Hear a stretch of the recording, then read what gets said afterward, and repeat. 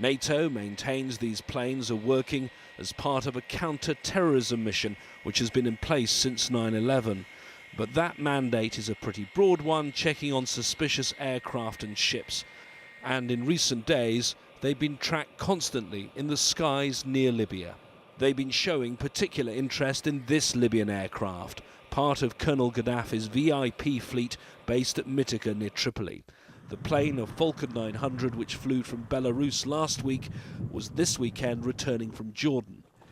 This recording was made of the radio communications with air traffic controllers in Malta. NATO 07, go ahead.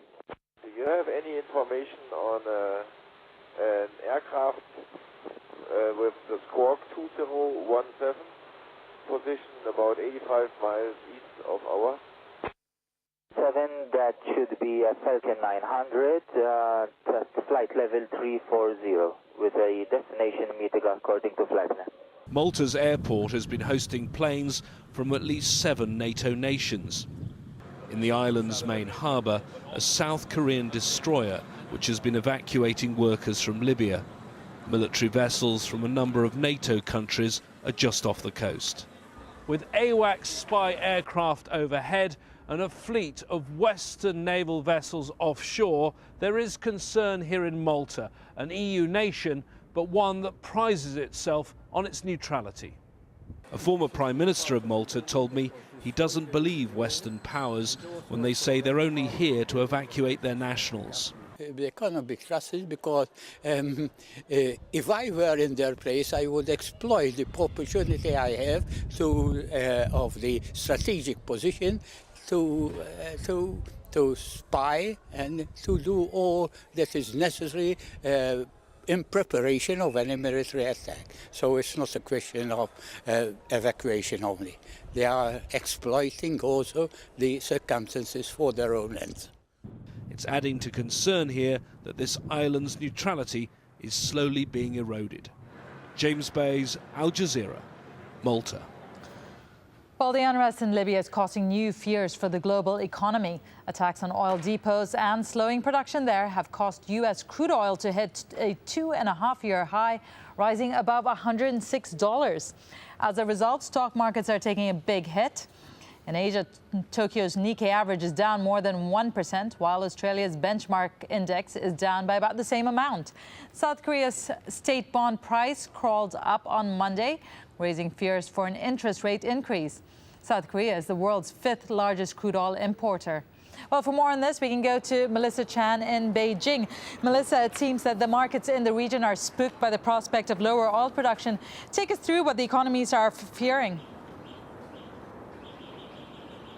Well, the main problem is that the stock markets are nervous, the price of oil is increasing, and here in China, the knock-on effect is inflation, something that the government is incredibly worried about and something they've been talking about in the ongoing sessions at the National People's Congress. If they can't control the price of fuel, this is going to be a big problem. If the cost of fuel increases, and again, the Chinese government subsidizes some of the cost domestically to try to, frankly, keep people here happy, but at some point they might have to increase the price of fuel here, and that's going to further the inflation problem here and further more grumbling from the public.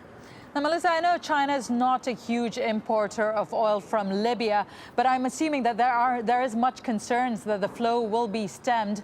What is China's stance as for giving Libya trade embargoes or any UN Security Council stance against Libya? Well, China has a rather schizophrenic method when it comes to dealing with Libya, especially if you look at the past few weeks. China was on board with the rest of the UN Security Council in condemning Libya and saying that they would like to see an international criminal court investigation, into possible war crimes in Libya.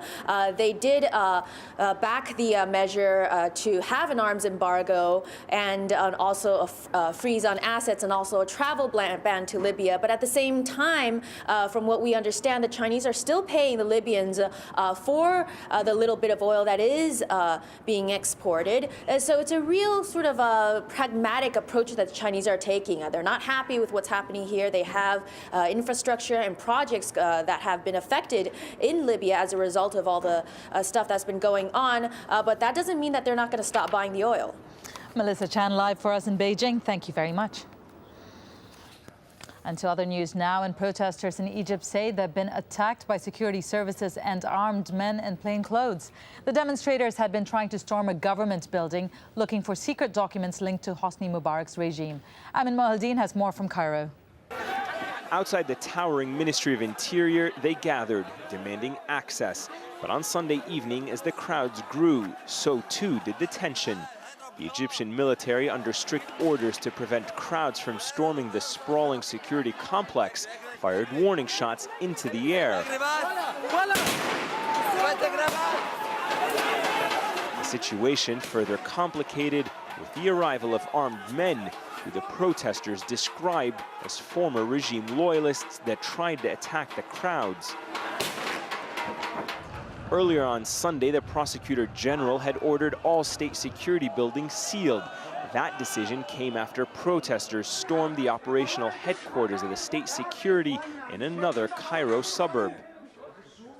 There, they found documents, police records, underground rooms, and even a passageway that led to a secret living quarter they claimed was used by the powerful Minister of Interior, now standing trial.